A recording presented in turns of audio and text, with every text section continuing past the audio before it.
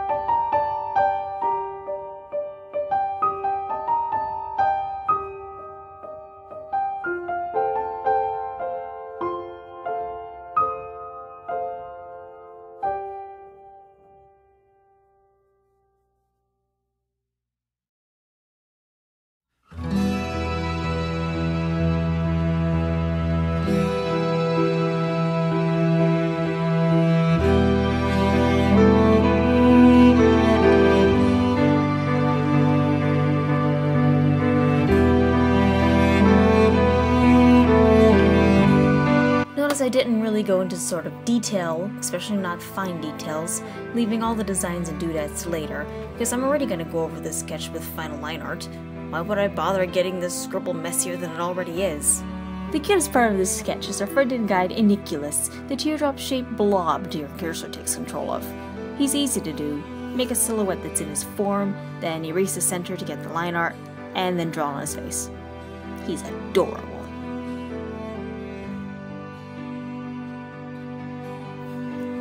Line art started with the crown. To get the angles right, I used a specific line art layer and then the line vector tool to get all the angles, and then the gems inside. You can only use these tools on a line art layer, but that's all you should really use a line art layer for. In fact, after I finish this, I merge it down with a normal layer so I can draw on it as usual. Line art layers do not let you do half the things you can do on a normal layer, up to and including the ink pen tool.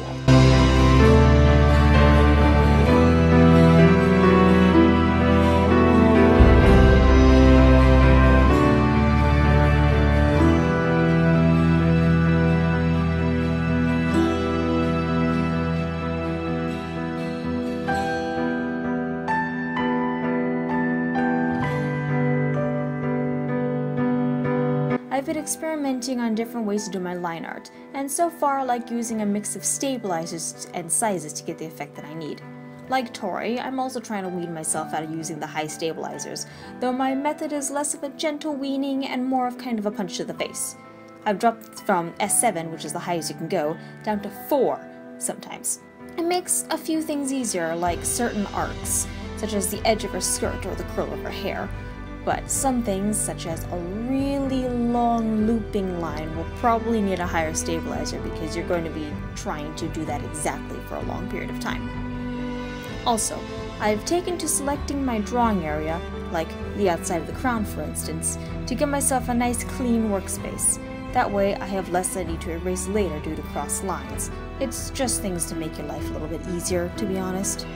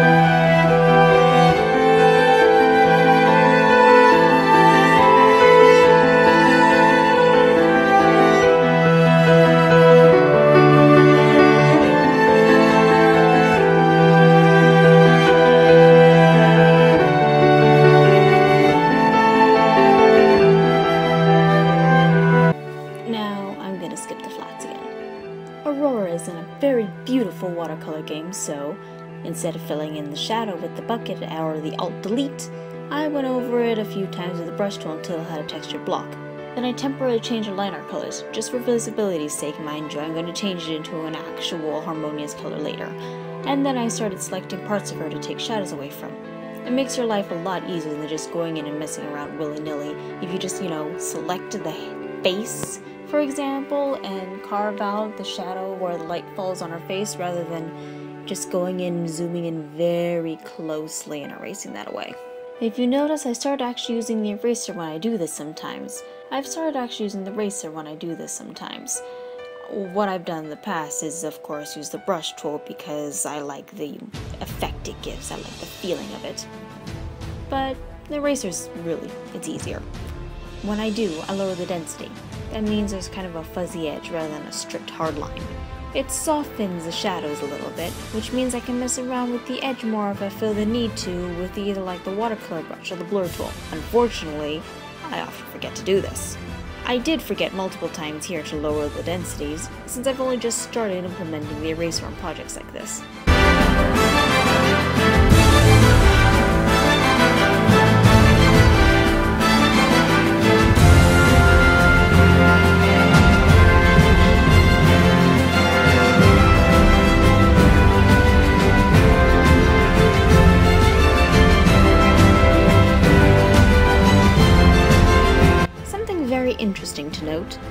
A very good color for shading on, say, yellows and skin tones is actually a light dusty violet on a multiply layer. It gives a much softer edge and can look very atmospheric at times, which would be why I switched over here, because as I've gone over many times, I think Child of Light is a really pretty game and I wanted this piece to be as atmospheric as possible.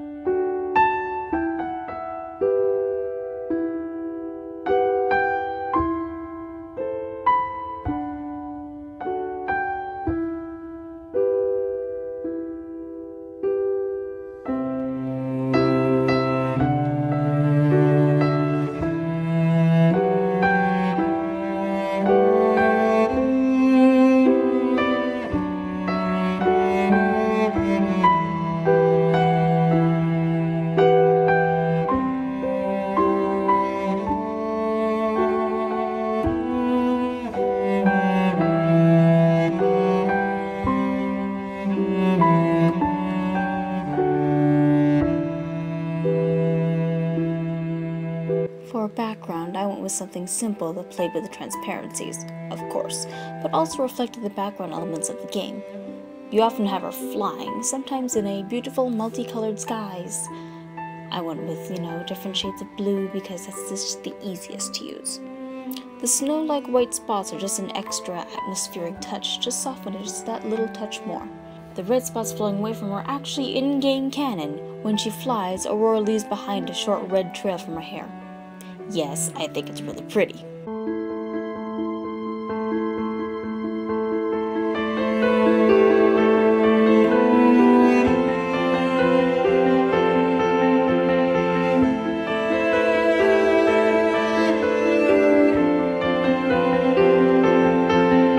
When I pulled this piece into Photoshop, I realized that the background layer had somehow been at a lower transparency, and I couldn't get it any higher. It's a mistake that's pretty easy to make on size white background because it belays what's actually transparent and what's not. To fix it, I filled the background with white and sucked it around my color to cut away the extra white and then keep the transparency.